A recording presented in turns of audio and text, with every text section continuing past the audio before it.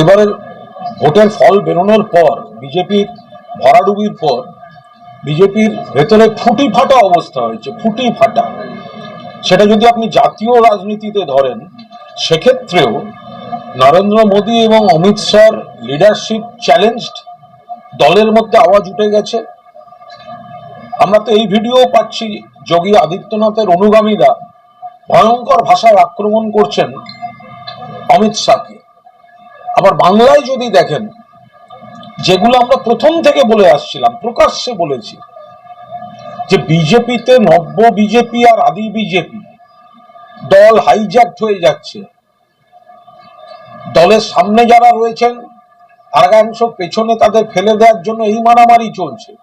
তো সেগুলোই এখন বিজেপির ভেতরে কোনো কোনো প্রার্থী তারা বলছেন, কেউ জিতেছেন, কেউ হেরেছেন। বিজেপির একটা গোষ্ঠী অন্য গোষ্ঠীকে হারিয়ে দেওয়ার জন্য প্রার্থী বদলেছে, আসন বদলে দিয়েছে। তো সেগুলো তো তারা বলছেন। দেখলাম দিলীপ ঘোষ হেরে গিয়েছেন, তার একটি বিশ্লেষণ দেখলাম। আবার সৌমিত্র খান বা এরকম আরো কয়েকজনের যা দেখতে পাচ্ছি, বিজেপির ভেতরে ফুটি ফাটা অবস্থা, গোষ্ঠীবাজি।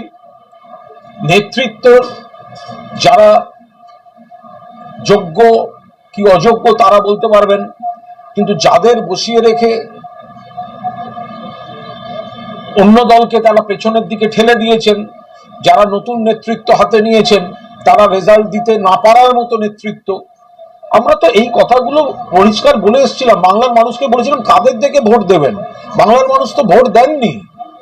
তো আজকে বিজেপির মধ্যে এই ফুটি ফাটা অবস্থা, বিজেপির ভেতর থেকে নেতৃত্বের সমালোচনা অথবা আত্মবিশ্লেষণ, এইসব কথা এখন হেরে টেরে যাওয়ার পরে তো খুব স্বাভাবিক।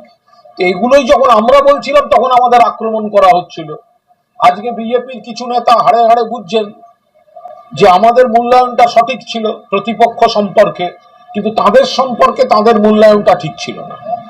হেভিওয়েট নেতা এসেছেন, প্রধানমন্ত্রী এসেছেন বারে বারে, দফায় দফায়, তাহলে কি বাংলা মুখ ফেরাচ্ছে বিজেপির থেকে? এই রেজাল্ট বাংলা বিজেপির থেকে মুখ ফিরিয়ে নিয়েছে। 2021 সালেও ডেলি প্যাসেঞ্জারি করেছিলেন নরেন্দ্র মোদীজি, অমিত শাহজি, জেপি নাড্ডাজি, সারা ভারতবর্ষের নেতারা। কি হয়েছে রেজাল্ট? কি হয়েছে? বাংলা তৃণমূল সরকার করেছে, মমতা বন্দ্যোপাধ্যায় মুখ্যমন্ত্রী হয়েছে। আর এবারেও এতবার তারা এসেছেন, আমরা কি বলেছিলাম? যতবার তারা আসবেন তত ভোট তৃণমূলের বাড়বে, তত আসন বাড়বে। আমরা কি বলিনি? আপনারা সাক্ষী, আমরা বলেছি, বারবার বলেছি এই কথাগুলো, এই শব্দগুলো বলেছি। বাংলার মানুষ তাদের নিচ্ছেন না। বাংলার মানুষের টাকা আটকে রেখে বাংলাকে বদনাম করে ভোটের সময় ভোট চাইতে আসা এ হয় না। বাংলার মানুষ প্রত্যাখ্যান করেছেন। সৌমিত্রের মুখে অভিষেক বন্দ্যোপাধ্যায়ের প্রশংসা শোনা যাচ্ছে। তিনি বলছেন যে অভিষেক বন্দ্যোপাধ্যায় ভোটের জন্য যে সিস্টেমটা বানিয়েছিলেন, সেই সিস্টেমটা বিজেপি ধরতেই পারেনি, ফলে চিচিং ফাঁক হয়ে গেছে। অভিষেক বন্দ্যোপাধ্যায় ভালো নেতৃত্ব দিয়েছে। আমি বলছি সৌমিত্র খান অভিষেক বন্দ্যোপাধ্যায়ের নেতৃত্বের বা সিস্টেমের প্রশংসা করেছেন, নিশ্চয়ই ভালো, শুনতেও ভালো লাগছে, বিলম্বিত বোধোদয়। প্রশ্ন হচ্ছে রেজাল্ট বেরোনোর পর সেটা বুঝতে পারলেন, তাহলে মাটির রাজনীতি কি করলেন? আমরা তো এটা ভোট প্রচারের অনেক আগে থেকে বলে আসছি যে অভিষেক বন্দ্যোপাধ্যায়, মমতা বন্দ্যোপাধ্যায়ের নেতৃত্বে যেভাবে উঠে আসছেন, যেভাবে সেনাপতিত্ব করছেন, যে পদ্ধতিতে দল নামছে, তৃণমূল কংগ্রেস জিতবে। তো এটা বুঝতে ভোটের ফল বেরোনোর বিকেল অব্দি অপেক্ষা করতে হলো। তবু ভালো, বিলম্বিত বোধোদয় হলেও এই বোধোদয় বাস্তবসম্মত বোধোদয়। এটাও বলছি যে বিজেপির কিছু নেতার সঙ্গে তৃণমূলের সেটিং হয়ে গেছে। এগুলো সব অবাস্তব ব্যাপার। তো যদি সেটিং হয়ে গিয়ে থাকে, এত উনি জানেন, উনি সেগুলো তাহলে বলে দিচ্ছেন না কেন? বলে দিলেই তো মিটে যায়। প্রতিবাদ করেননি কেন? বিজেপির কিছু নেতা যদি তৃণমূলের নেতার সঙ্গে সেটিং হয়ে গিয়ে থাকে, তা এত খবর যদি উনি পেয়ে থাকে, তো ভোটের আগে তিনি ফাঁস করে দিতে পারলেন না? কি আশ্চর্য কথা! মানুষের রায়টা মাথা পেতে নিন। বিজেপিকে রিজেক্ট করেছে সারা দেশের মানুষ এবং বিশেষভাবে বাংলার মানুষ। ফলে পরাজয়টা মানতে শিখুন। সেই জায়গায় যদি সেটাকে মানুষের রায়টাকে ছোট করা হয় তাহলে কিন্তু আরো খাদের গভীরে তলিয়ে যাবে বিজেপি। ভোটের আগে রাম মন্দির প্রতিষ্ঠিত হলো, কিন্তু অযোধ্যার মানুষ মুখ ফেরাতে কি বলবেন? পুরো সারা ভারতবর্ষব্যাপী তার মেগা প্রচার হলো তারপরে।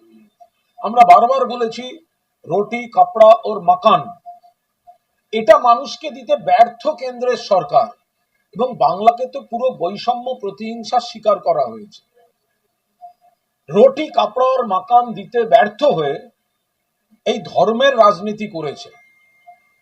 মানুষ সেটা বুঝেছেন, মানুষ সেটা অনুভব করেছেন যে ধর্ম নিশ্চয়ই সবাই যার যার ধর্ম পালন করবেন, কিন্তু দেশ চালানোর প্রশ্নে যারা মানুষের রুটি কাপড়া মাকান দিতে পারে না তাদেরকে একটা ভোটও নয়।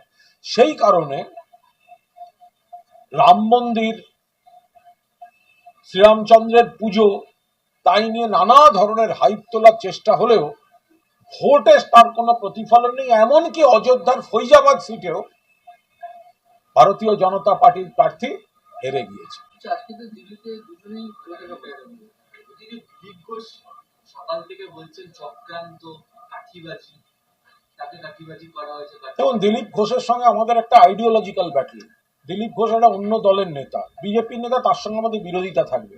কিন্তু আমরাও পর্যবেক্ষণ করছিলাম যেভাবে মেদিনীপুরের 5 বছরের সাংসদকে বিজেপির অভ্যন্তরীণ গোষ্ঠীবাজির কারণে কাঠিবাজি করে দিলীপ ঘোষকে একটা নতুন জায়গায় লড়তে পাঠালো, এবং সেই জায়গায় গিয়ে আবার দিলীপ ঘোষকে হারাবার চেষ্টা হলো।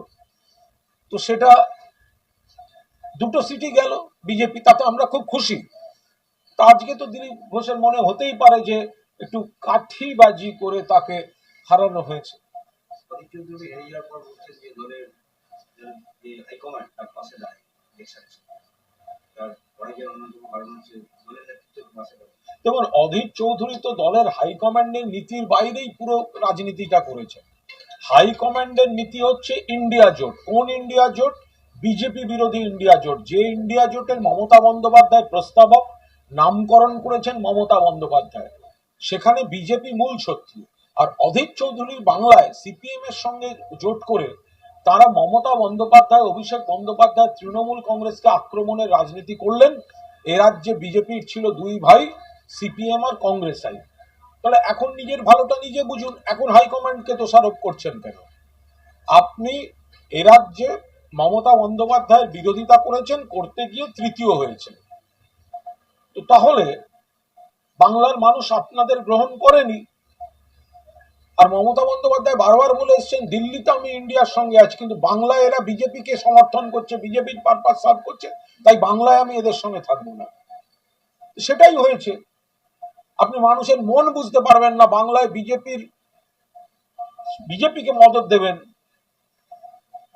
এখন এরকম শোকসভা করে কি লাভ আছে? অন্যদিকে কুণালদা, বামেরাও আবার শূন্য, এবং ইতিমধ্যেই শরিকি ঝামেলা শুরু হয়ে গেছে বামেদের মধ্যে, কংগ্রেসের সঙ্গে যাওয়া উচিত হয়নি বলে।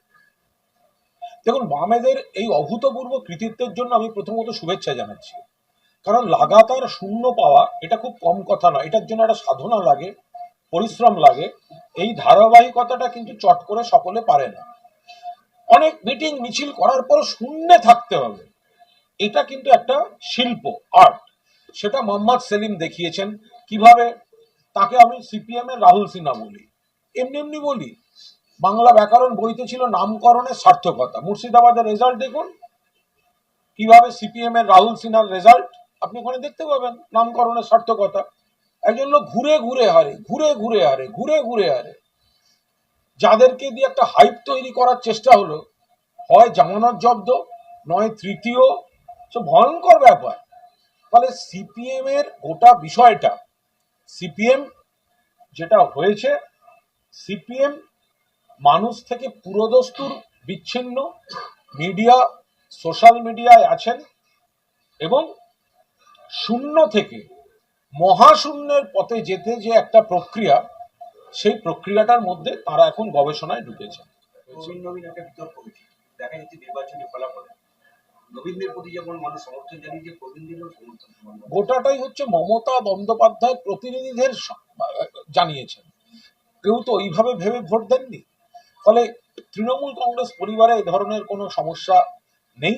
ভোটের সময় এক এবং ঐক্যবদ্ধ তৃণমূল ভোট লড়েছে এবং মমতা বন্দ্যোপাধ্যায়ের যে প্রার্থী তালিকা তাতে প্রবীণ নবীন সমস্ত মিলিয়ে যে বিষয়টা, সেটা মানুষ সমাজের সব শাখার থেকে প্রতিনিধিত্ব ছিল প্রার্থী তালিকায়, মানুষ দুহাত তুলে সমর্থন করেছেন। আমরা এতগুলি আসন জিতেছি, আরো 4-5টি আসন শুধুমাত্র কেন্দ্রের নির্বাচন কমিশনের প্রভাব খাটিয়ে অবজারভারদের প্রভাবিত করে অন্যান্য ভাবে জোর করে কিছু ফলাফল এদিক ওদিক করা হয়েছে।